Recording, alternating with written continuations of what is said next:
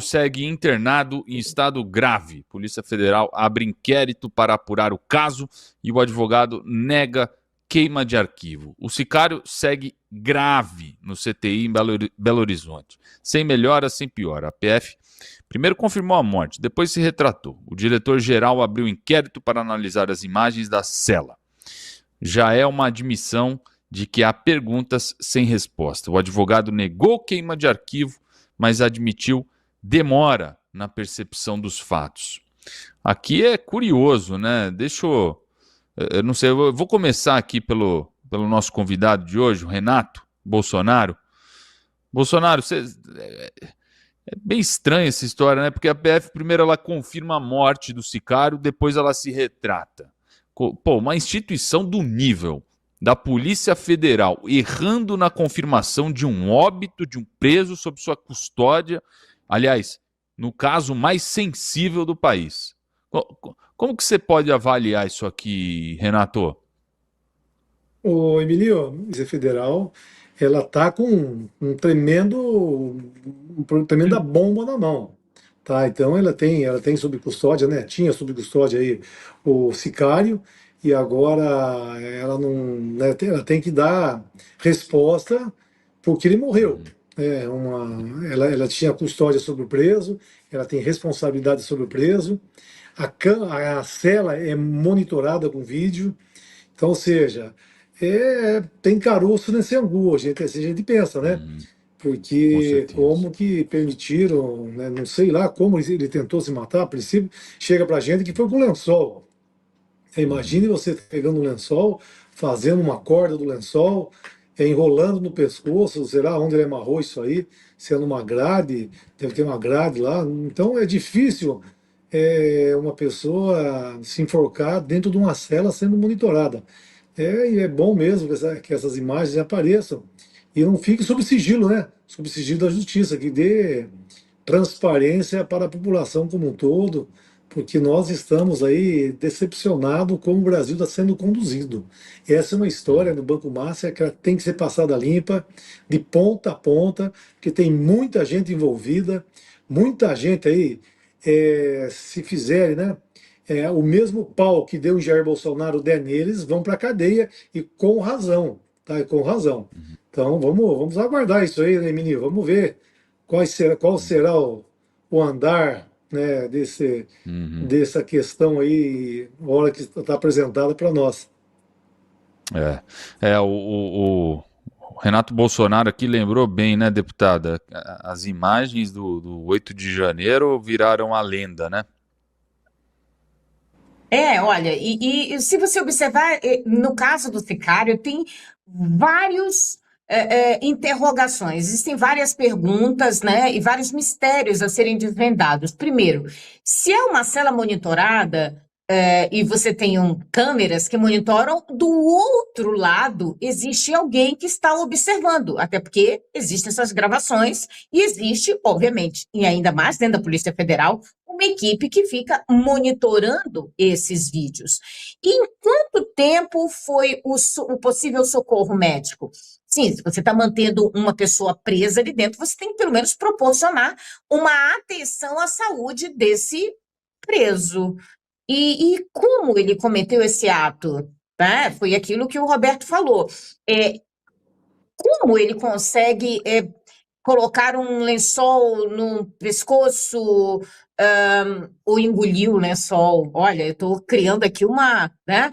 Uhum. E aí você vê o tempo de socorro. Será que não falharam nesse socorro propositalmente?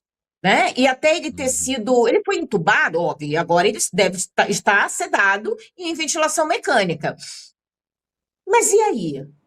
Esse período, até ele ter sido entubado, ou ele foi mantido sem respirar durante quantos minutos? Qual o interesse disso tudo? Então, é bem grave apagar uma testemunha ou deixar que ele tenha atentado contra a própria vida dentro da Polícia Federal. É bem grave, é misterioso e com certeza, olha, se não der pano para manga, vai dar lençol para manga. Ô, Darcio, a gente dava aqui a nota. Eu não me recordo, mas eu acredito que você estava junto no momento em que eu aqui dei a nota de que o sicário estaria morto, né? Quer dizer, olha que confusão, hein? É muita confusão e não deveria existir. Para tudo isso existe norma, existe técnica. A resolução do Conselho Federal de Medicina, de número 2173 de 2017, tem todo o procedimento para poder considerar uma pessoa em situação para avaliação dentro dos protocolos de morte cerebral, né? Para poder avaliar ali o estímulo neuroespial por meio de estímulo fotossensor, que é aquele fotomecânico, né, que é aquela lanterninha que eles colocam no olho da pessoa para ver ali se tem movimento de pálpebra e de pupila, enfim, na verdade córnea, né?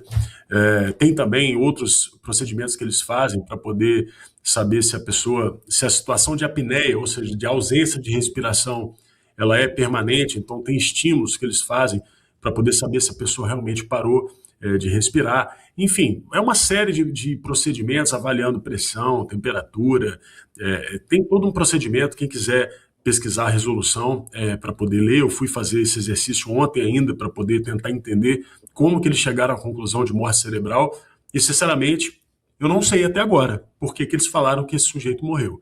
Eu não sei, Emilinho, se eles deram essa informação a título de ignorância, acho muito difícil. Eu acho que a Polícia Federal tem qualidade suficiente para poder não cometer esse tipo de, de Pois ato. é, cara. Uma instituição Segundo, como a Polícia Federal, Darcy. Quer dizer, que instituição que a gente pode acreditar, né? outra possibilidade também é a vontade, sei lá, vai que o desejo de que esse sujeito, né, uma queima de arquivo aí do destino, alivie a vida de tanta gente que pode ser delatada. Vai saber quantas pessoas esse cara não atendeu. E a terceira possibilidade é de que essa notícia tenha sido dada justamente para poder pegar outras pessoas de surpresa, ou seja, aquelas coisas do morreu, mas passa bem, né? E aí a gente não sabe exatamente se foi uma desinformação proposital, né, para eventualmente pegar aí a organização criminosa pelo pé. Portanto, a única coisa que a gente pode fazer nesse caso é observar e deixar esse registro de algo muito suspeito e estranho, de alguém que morreu, mas não morreu. Enfim, é uma coisa muito estranha e tenho certeza que esse tipo de loucura só acontece no Brasil, né? Só no Brasil, cara. Olha, impressionante o nível de esquizofrenia aqui que, olha, vou falar para você. Vamos lá. Em torno de Vorcaro, segundo a CNN Brasil, muda o tom sobre delação e vê ação para quebrar o banqueiro psicologicamente. Defesa vai ao STF pedir inquérito sobre vazamentos. No círculo próximo a Vorcaro, o tom sobre a delação começou a mudar. A avaliação de pessoas próximas é que há uma ação política para quebrar Vorcaro psicologicamente. E fontes avaliam que muitas forças estão interessadas em evitar que ele fale, meu amigo Renato Bolsonaro. Eu pergunto para você, quem está interessado em evitar essa delação de Daniel Vorcaro? Emílio, tem muita coisa aparecendo, né? Você vê aí um contrato milionário, você vê utilização de aeronaves, benefícios, festas. Então, acho que tem muita gente grande envolvida, muita gente grande que não quer aparecer, muita gente grande que está morrendo de medo e tem que tomar providência a qualquer custo, a qualquer jeito. Veja lá, né? Estamos falando aí de delação premiada, né? Uma possível queima de arquivo. Imagine só lá, né? O caso do delator Cid, que foi pivô da delação do 8 de janeiro, da trama golpista, cara, foi amplamente protegido, tá? Teve seus depoimentos alterados várias vezes, tá? Por quê? Porque ele interessava para muita gente fazer aquilo, né? Condenar Jair Bolsonaro. É o único inocente que está preso até hoje, tá? E ele, claro, com mais as outras pessoas que estão presas também, mais de centenas de pessoas, e pessoas também exiladas, tá? Tem até o Eduardo Bolsonaro dos Estados Unidos. Então, não tenha dúvida, tem muita gente preocupada, estão ganhando, querem ganhar tempo, né? Você vê, as imagens não apareceram, então quer ganhar tempo. Os caras querem, que eu sempre digo, Milho, eles planejam uma história e em cima dessa história eles desenvolvem um enredo, tá? Para condenar ou absolver alguém. Então, ainda bem que nós temos ali no início o André Mendonça, né, que está, né, na frente desse processo e que quer a coisa fazer acontecer da melhor maneira possível, com seriedade, com clareza e como a justiça tem que ser equilibrada, vedada, né, com a venda nos seus olhos e equilibrada. Então, essa é a preocupação. Vamos torcer para que realmente o Brasil comece a ser passado a limpo. Pois é, igual você falou, muita festinha. Olha, eu pergunto uma coisa pra vocês, tá aí, ó. Ó a carinha do Vorcaro, hein? Aí, ó. Ó ele aí, ó, já.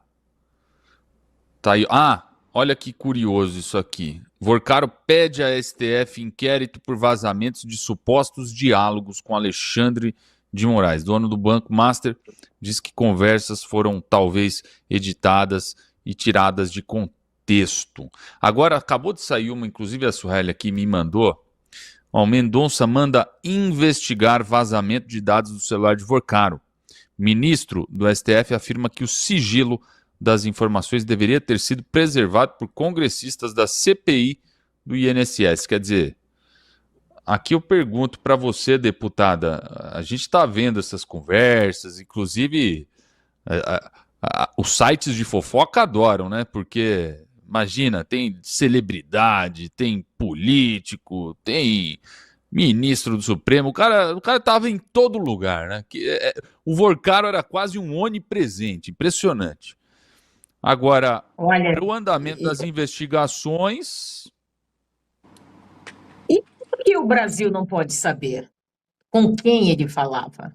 A gente precisa discutir essas coisas. O Brasil não pode saber que ele se comunicava com 2 ministros do STF ou até mais, que ele se comunicava com parlamentares, com senadores, que ele operava em outros estados, né? Nós vemos cada vez mais ações que demonstram que ele tinha livre acesso nos lugares mais sigilosos e ainda proporcionava muita fanfarra, muita bebida, muita festinha para muita gente importante, tá? Ainda bem que eu nunca estive em nenhuma festa e, aliás, com certeza não seria convidada. Mas aí você vê que existem muitas coisas e muitas pessoas que transitavam e negociavam que precisam ser acobertadas. Então, esses sigilos, olha, apenas parlamentares envolvidos e com medos de escândalos em vias aí de uma possível reeleição ou eleição é que não querem que venha à tona e nem que com quem ele conversava seja revelado. Meu amigo Darcio, você foi convidado para a festinha do Vorcaro, Darcio? Pois é, normalmente eu nunca sou convidado para esse tipo de festa estranha com gente esquisita. Nós só somos convidados para festa pobre. Pois é, e a gente é que paga a conta no final das contas, né? O povão que paga a conta. Mas olha, eu quero falar sobre essa delação. Eu até vi hoje um comentário interessante de um jornalista da CNN, peço perdão por não lembrar o nome, mas é o seguinte, pessoal, vocês querem saber quando o Vorcaro vai delatar? É possível saber. Você sabia disso? Pois é. É possível saber quando o Vorcaro for delatar. E eu vou explicar por quê. Quem são os consultores do Vorcaro na área jurídica? Guido Mantega, Lewandowski ou Vivi Bassi? Vocês acham que a Vivi conduziria uma delação? Não, né? Os advogados do Vorcaro, um deles é ligado ao Centrão, o outro advogado é ligado ao Toffoli. Vocês acham que esses advogados negociariam uma delação? Não, né? Pois é. Somente se anunciarem que o Vorcaro está trocando os seus advogados, aí, meus amigos, muita gente vai tremer, porque esse é um sinal claro de que alguma negociação de delação pode acontecer. Enquanto o Vorcaro estiver cercado juridicamente pelo sistema, ele não fará delação. E outra coisa que a gente não sabe, qual é o tamanho do seguro de vida do Vorcaro. Vocês não tenham dúvida, já deve ter muita gente trabalhando nisso. O setor de inteligência cubano, talvez, para poder saber em qual nuvem ou quem tem os arquivos comprometedores, o compromate. Esse é, sem dúvida alguma, o maior mistério da República e também o seguro de vida do Vorcaro. Vamos aguardar e ficar de olho se ele troca de advogado. Aguardemos as cenas dos próximos episódios. Aliás, olha que coisa linda, né? A Sueli até me mandou aqui agora. Nosso ministro, óbvio, de quem mais? O nosso careca, olha ele aí, ó. Moraes nega que mensagem vazada de Vorcaro foi enviado a ele. O gabinete do ministro diz que material está vinculado a outros contatos do fundador do Master, não a ele. É muita cara de pau, né, Bolsonaro? Bicho, tem que ser muito... Olha, tem que ser muito cara de pau, né? É engraçado, né, Emílio? No inquérito de Jair Bolsonaro, tudo valia, né? Tudo era ele. Não tinha prova, mas era ele. Tá? Se tinha prova de defesa mostrando que não era, Jair Bolsonaro estava nos Estados Unidos na época do 8 de janeiro, mas ele estava comandando. Não achou nada no celular dele comprometedor, que comprometesse ele. E agora, quando é com ele, não sou eu. Igual a mim, tem uma história, né? Que o cidadão estava lá na casa dele, criava um porco lá na sua pocilga, no fundo do quintal, escutou um barulho à noite, tá? Daí o cidadão sai com a espingarda, vai lá verificar, né? Verificar o que está acontecendo, chega lá, quando chegar, dá de cara com um cidadão com o porco dele nas costas, né? E o cara, alto aí, cidadão, onde você vai com o meu porco? Então o cidadão viu que estava sendo rendido, ele olhou para todos os lados e falou, porco? Que porco? Não estou vendo porco nenhum aqui. É a desculpa do cara aí, ó, tá? É assim que vai conduzir. Agora, então, tomara que o nosso ministro André Mendonça tenha condições, tenha pulso firme, tá? E condições de levar esse inquérito da melhor maneira possível, que a CPI também venha de encontro. Tem que cobrar. Temos que cobrar porque realmente o cerco tá fechando, cara. Como o Darcy falou também, tem o fato aí, a gente tem que ficar atento aí, porque realmente, se trocar o time de advogados, e realmente, né, aqui a gente fala de pressão psicológica, se essa pressão psicológica funciona, quer dizer, ele troca time de advogado e tal, aí a gente começa a ver uma luz de esperança, Darcy, porque, assim, a priori, como a gente observa o tabuleiro, parece um remake da Lava Jato, né? E tudo que a gente viu na Lava Jato, quer dizer, a gente não quer que se repita o desfecho, né? O desfecho, o desenrolar da Lava Jato é o que a gente vive hoje, não é? Eu acho que o desfecho da Lava Jato pode acontecer em relação ao inquérito do tal golpe, punhal verde e amarelo, inquérito do golpe, aí sim, é possível. Porque se a investigação avançar, a tendência natural é de que o sigilo de outros telefones acabe sendo, né, exposto. E aí, nesse caso, se for quebrado o sigilo, por exemplo, do telefone de Alexandre de Moraes ou de alguns seus assessores, vai ficar claro que, na verdade, havia todo o interesse. E aí, nesse caso, provavelmente todos esses inquéritos acabem ficando numa situação frágil, né? É claro, e os outros ministros do Supremo já têm até desculpa. Não, eu fui levado pelo relator, eu acompanhei o relator, a culpa não foi minha, não, eu só segui o que o relator, eu acreditei no relator, e o relator leva a culpa de tudo. Agora, percebam, é muito sério isso, Emily, porque você me faz uma pergunta e eu fico um tanto preocupado de responder, porque a linguagem deles é de bandidos. Já fiz aqui a correria, fiz o bloqueio aí, tal, é correria, meu irmão. Correria é papo de malandro. Então você está lidando com organização criminosa, com bandido, né? Então, assim, ele assume que é máfia, né? Ele fala, realmente, máfia, minha vida de máfia. banqueiro é vida de máfia, né? E eu vou fazer uma constatação aqui sobre esses processos e inquéritos para vocês fazerem uma reflexão. Inclusive, eu postei sobre isso agora há pouco no meu Instagram. Olha só que interessante. Eles acusaram a Carla Zambelli de ter pedido uma invasão do sistema do CNJ. Essa foi a acusação. A única prova que eles tinham foi um mitômano, um hacker maluco, que já invadiu o sistema várias vezes, que disse que foi ela que pediu. Acontece, e aqui eu vou falar isso pela primeira vez, trabalhando em Brasília, a gente tinha muitos amigos, e alguns deles no Senado. Eu fui procurado por um servidor do Senado que falou bem assim: olha, eu ouvi dizer que tem um senador bancando os advogados do tal hacker. Eu falei: é mesmo? Ah, interessante. Agora, observando que não falta dinheiro para essa quadrilha, porque eles pegavam bilhões, né, por meio de fraude, eu começo a entender o processo.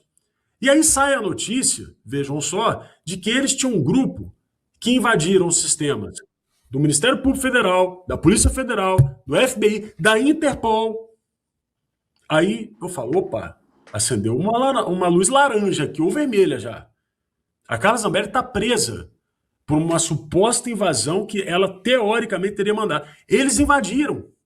Tá aí, tá claro, a Polícia Federal já disse. O que me garante que esse processo contra a Carla Zambelli não foi montado? Se esse grupo era o grupo invasor. Na base do xingue, do que você acusa, do que você faz. Quem me garante que esse rapaz que acusou a Carla Zambelli não participou, não recebeu para isso? Quem me garante que esses bilhões não forjaram tudo isso? É muito difícil, porque você está vendo a linguagem dos caras.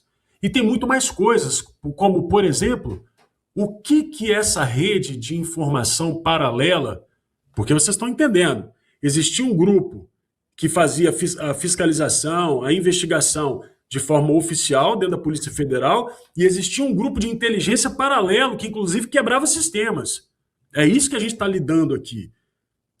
O que esse grupo descobriu acerca do Felipe Martins, que não tinha uma razão jurídica para prendê-lo, e inventaram um motivo para prendê-lo? O Felipe Martins me lembra muito aqueles filmes de um cara que está ali com um filho, aí vem uma organização criminosa, coloca um chip dentro de um ursinho, aí o cara compra o ursinho para o filho, e ele leva aquele ursinho para casa, mas ele não sabe que o chip está dentro do ursinho, e de repente ele está sendo perseguido, não sabe por quê. O Felipe Martins descobriu alguma coisa que essa organização sabe e que nem o Felipe Martins talvez sabe, e aí resolveram prendê-lo para tirarem do circuito. Vocês estão entendendo o nível que a gente chegou? Olha, nem Hitchcock, nem Quentin Tarantino, ninguém conseguiria, um cineasta não pensaria nessa trama brasileira.